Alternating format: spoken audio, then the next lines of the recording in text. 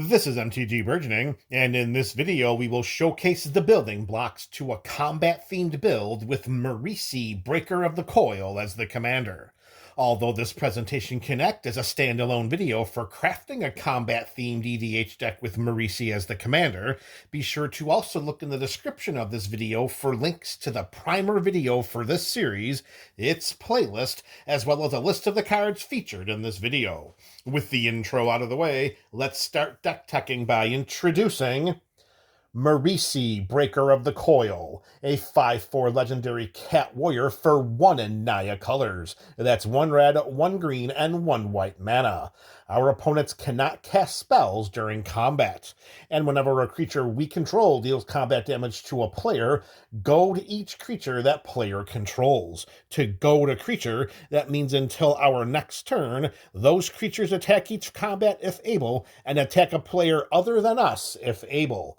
Right off the bat, let's be sure to throw in this qualifying disclaimer. If it's down to one opponent and us, and we goad our opponent's creatures, those opponent's creatures are going to have to attack us. They have to attack, and then if they have to pick us to attack because there's no one else to attack, Marisi will have to deal with those consequences. For the purposes of this build, we are looking to force our opponent's creatures into combat. This combat theme is a forced combat theme, and Marisi is at the head of it. So as powerful as Marisi, Breaker of the Coil is, we're going to add 19 support cards to this forced combat theme, and we're going to present those cards to you right here in alphabetical order. The first one is a mono red edition called Agitator Ant. For 200 red mana, we have a 2/2 insect. At the beginning of our end step, each player may put 2+1/+1 counters on a creature they control. If our opponents decide to do that, then each of those creatures that had counters put on them this way are goaded, which means exactly what Marisi wants us to do. We want to have our opponent's creatures, sure, you can get bigger, but just make sure you attack each other and leave us out of the equation completely. Next up, and also note that with Agitator Ant, we also get to put 2+1/+1 counters on a creature we control. We don't have to worry about it being goaded because we're not going to attack ourselves with our own creatures. We're just going to send them at our opponents. All right, next up, we have another mono red creature for the exact same mana value, 2/1 red, and that is Bothersome Quasit, a 3/2 demon with menace for the aforementioned 2/1 red mana. Goaded creatures our opponents control cannot block. That's one of the ways in which our opponents can try to sneak out of having to attack with their goaded creatures. They can politic at the EDH table, saying, if you attack me, I'll block with my goaded creatures so I don't have to attack you. Well, the Bothersome Quasit is going to come down and say, we're going to bother that game plan by making sure that creatures that our opponents control that are goaded cannot block. That in and of itself would be enough to include in a build like this. However, we're not done yet. This demon has another block of text under its goad ability, and that is, whenever we cast a non-creature spell, we goad target creature an opponent controls. So now we don't even have to slip in for combat with Marisi, or we don't have to worry about +1/+1 counters with Agitator Ant. Now we just have to cast a non-creature spell, and we can goad target creature an opponent controls. So over here on the left-hand side of Marisi, we're going to stockpile cards that are going to help to goad our opponent's creatures. And then on the right-hand side, we're going to put some peripheral benefits for doing so. Next up, staying with our mono-red theme, our third consecutive mono-red creature, it is Death Kiss, a 5/5 beholder for 5/1 red mana. Whenever a creature an opponent controls attacks one of our opponents, double its power until end of turn. So those goaded creatures that are attacking our opponents are about to become a bit more fearsome. We're not done yet. This this Beholder also has the Monstrosity mechanic. Its Monstrosity cost is XX and 1 red mana.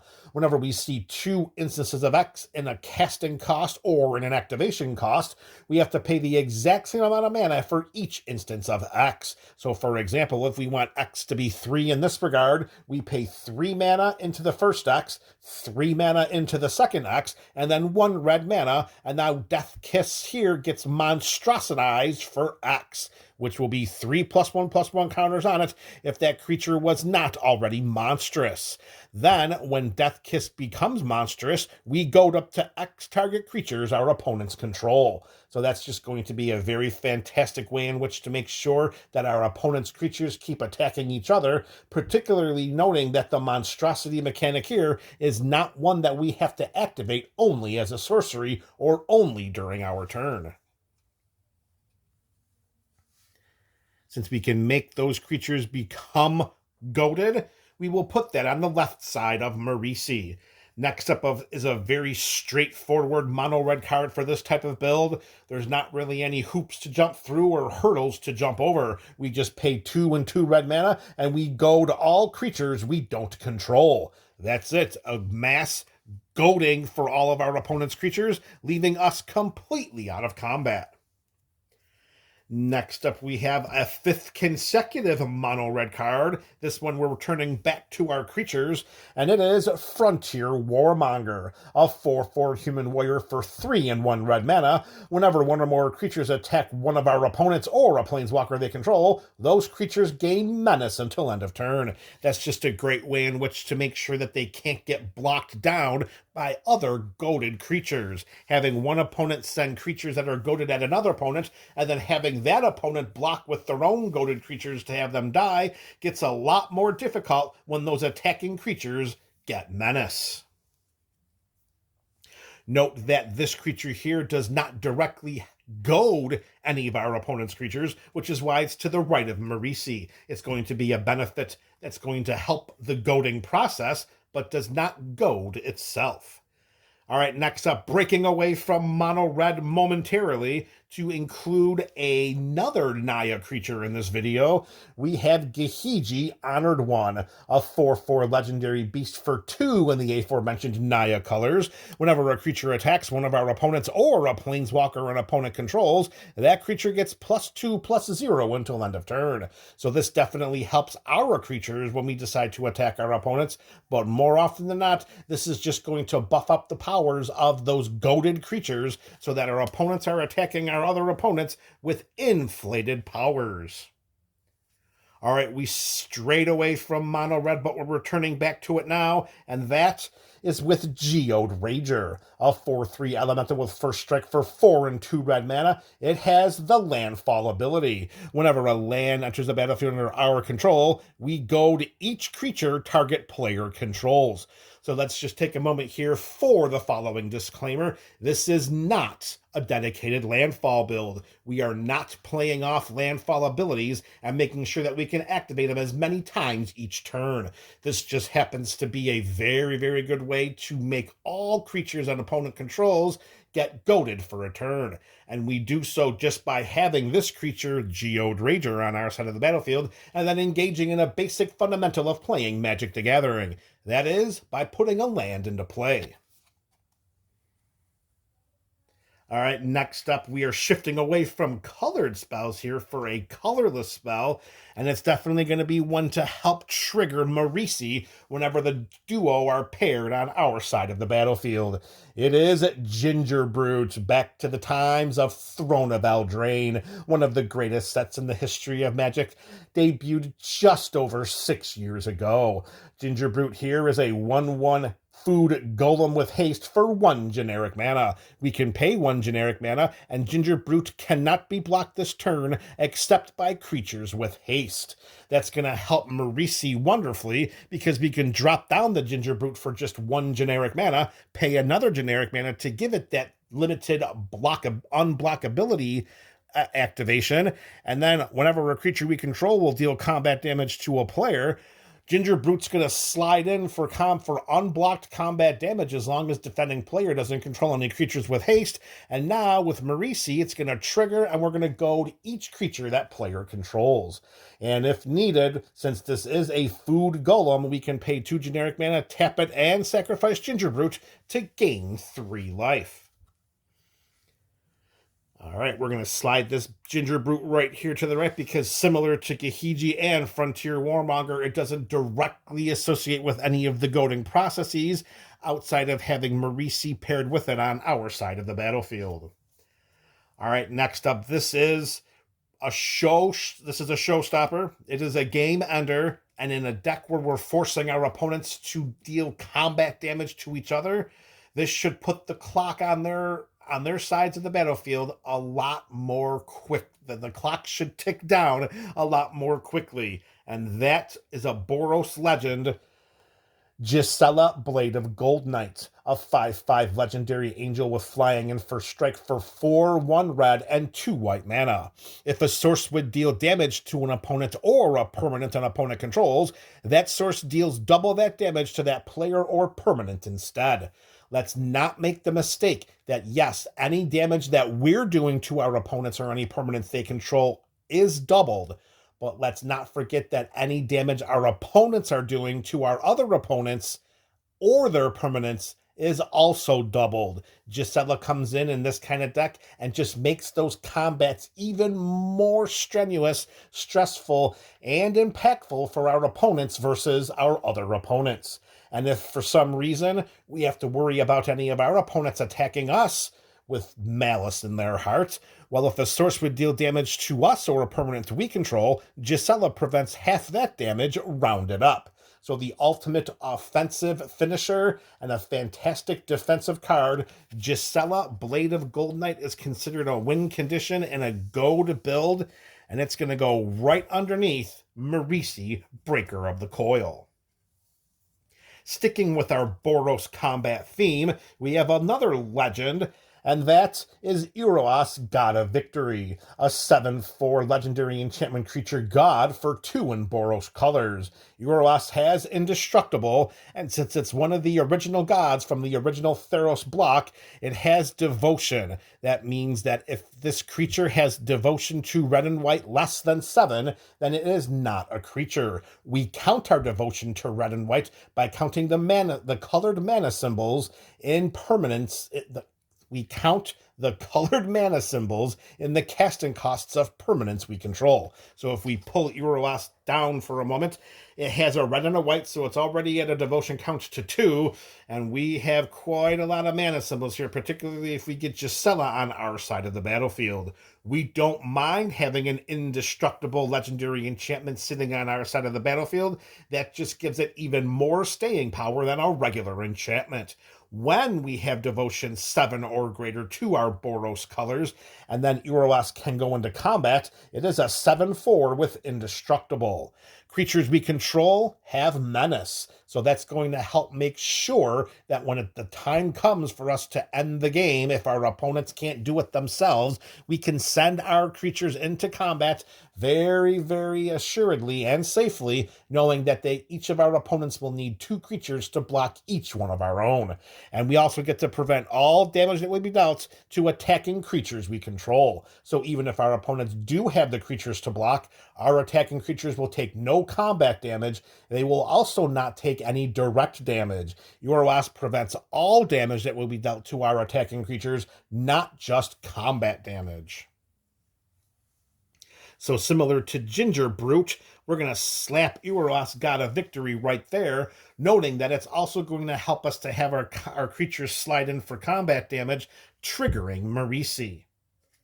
All right, we're going back to another mono-red creature, because why the hell not? It's been long enough, and that is Life of the Party, a 0/1 elemental for 3 and 1 red mana.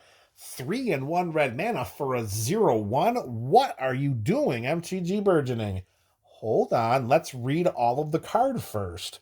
So a 0/1 elemental with first strike, trample, and haste. Whenever Life of the Party attacks, it gets +X +0 until end of turn, where X is the number of creatures we control. Okay, so now we got a power to it. It also has first strike, trample, and haste, so that definitely starts to make the mana value of 4 look a little bit better. Oh, but we're not done yet. When life of the party enters the battlefield, if it's not a token, each opponent creates a token that's a copy of it. The tokens are goaded for the rest of the game. So these token copies of life of the party, they're goaded, so they're going to be attacking our other opponents, and each time they're sent into combat, they're going to get that plus X boost, where X is the number of creatures that opponent controls, and with the first strike, the trample, and the haste, we're just going to sit back and watch the fireworks fly.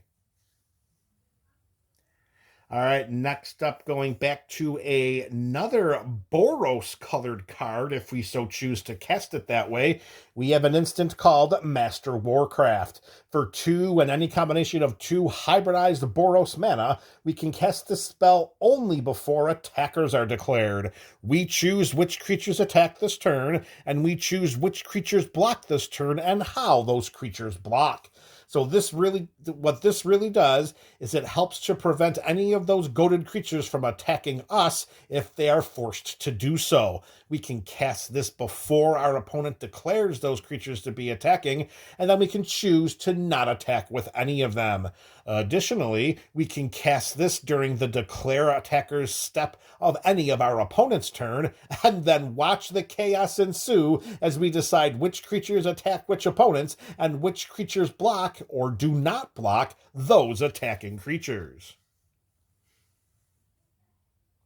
All right, next up, similar to what Ginger Brute provides, that being the ability to make sure that we can slide in for seemingly unblocked combat damage. We have an oldie but a goodie. It's the Solitary Foot Soldier. This harkens back to the days of Tempest, circa 1997. For 1 white mana, this is a 1/1 creature with Shadow. Creatures with Shadow can only block or be blocked by other creatures with Shadow. So unless for some reason our opponents are playing with some creatures with Shadow, most notably probably the Douthie Voidwalker, without that card or any other creatures with Shadow, Solitary Foot Soldier is going to slide in very easily for some unblocked combat damage, triggering Marisi's goading ability. Following suit with unblockable shadow creatures, we're leaping from Tempest and going straight to Exodus, and that is with the Solitary Visionary, a 2/2 creature with Shadow for 1 and 2 white mana. When this creature deals combat damage to a player, we get to destroy target enchantment that player controls. A little bit of enchantment removal never hurt anyone. Well, it may hurt our opponents. But it's not going to bother us. In fact, if we're able to swing in for those 2 points of shadow combat damage, not only is it going to trigger Marisi, but we're also going to pick to destroy one of their enchantments. All right, we're going back to mono red once again, but this time it's going to be a sorcery. It is Spectacular Showdown. For 1 and 1 red mana, we put a double strike counter on target creature, and then goad each creature that had a double strike counter put on it its way. All right, so 1 and 1 red, put a double strike counter on one of our opponent's put a double strike counter on one of our opponent's creatures, and then that bad boy is goaded. Okay, that'll work. However, we're not quite done yet. We have a pretty healthy overload cost there of 4 and 3 red mana, which we may pay instead of the 1 and 1 red mana. And if we do, then we swap out double strike counter on target creature to put a double strike counter on each creature. So if we can get to the 4 and 3 red mana sweet spot quick enough during the game, we can put double strike counters on every single creature on the battlefield, watch our opponents attack each other with goaded double strike creatures and not attacking us, and then when it gets back to our turn, we can send our creatures with double strike counters on them into combat, most likely being able to strike down our opponent's life totals without any combat blockers. Fantastic card there, Spectacular Showdown. All right, next up, we're going back to Boros. The next couple of cards are actually going to be Boros cards, but they are not actually creatures. We have Take the Bait. Instant speed, 2 in Boros colors. We cast this spell only during an opponent's turn and only during combat. We prevent all combat damage that would be dealt to us and planeswalkers we control this turn. We untap all attacking creatures and goad them. After this phase, there is an additional combat phase. So we can use this in one of two different ways. We can bail ourselves out by preventing all combat damage that would be dealt to us and planeswalkers we control from an opponent that most likely is attacking us because of creatures that we goaded and they have nowhere else to go. Or perhaps we just want to make sure that because these creatures are goaded, they send and are sent at our other opponents, we can cast Take the Bait and make sure that we untap all those attacking creatures after they attacked and did combat damage. And then after this phase, there is an additional combat phase. Note that the spell restriction states that we can only cast this spell during an opponent's turn and only during combat. Note that once combat damage is dealt, the combat phase is not over. So right after combat damage is dealt, before that step of the combat phase ends, or as that step is ending before we get to the end of the combat phase, we cast Take the Bait, untap all of those goaded creatures that attacked, and then they get to attack again, and they have to do it because those creatures are goaded. Absolutely fantastic, wonderful card to put into this type of build. Marisi, you are just the living end. All right, I did promise 2 back-to-back Boros cards, and both of them were not creatures. So we had an instant, and now we have a sorcery. It is Taunt from the Rampart, 3 in Boros colors, to goad all creatures our opponents control. Until our next turn, those creatures cannot block.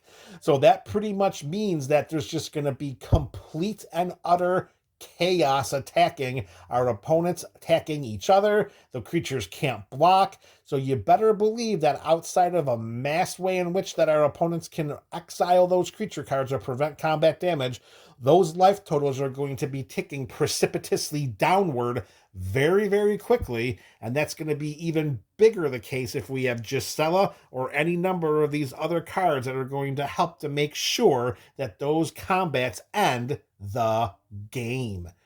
Taunt from the Rampart, we could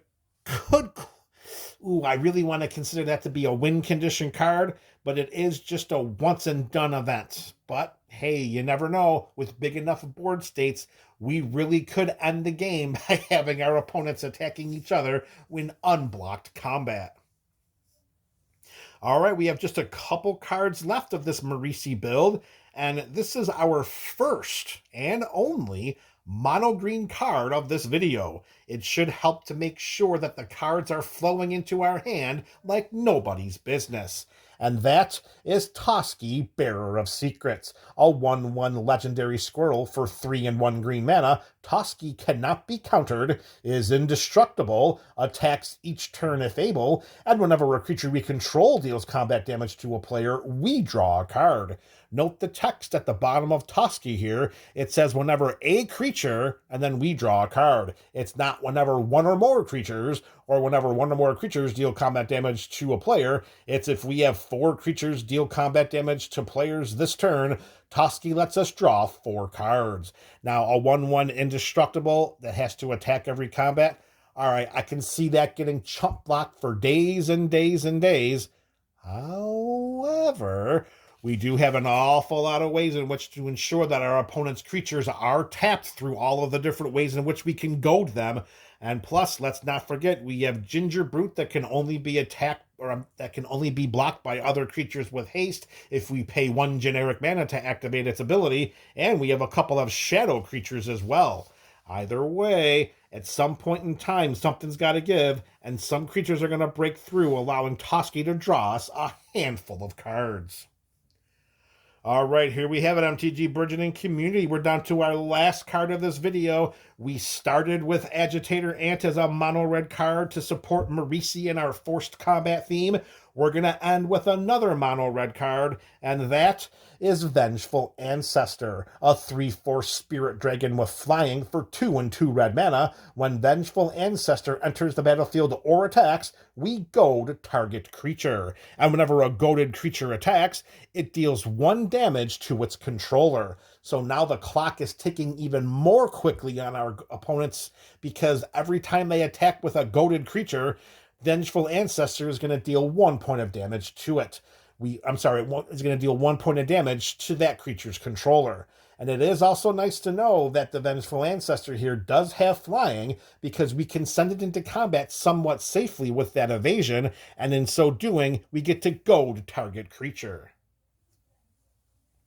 All right, there it is, MTG We have showcased the building blocks to a combat-themed build with Marisi, Breaker of the Coil, as the commander. I look forward to reading your comments in the comments section below. This is MTG Burgeoning, your channel for all things Magic.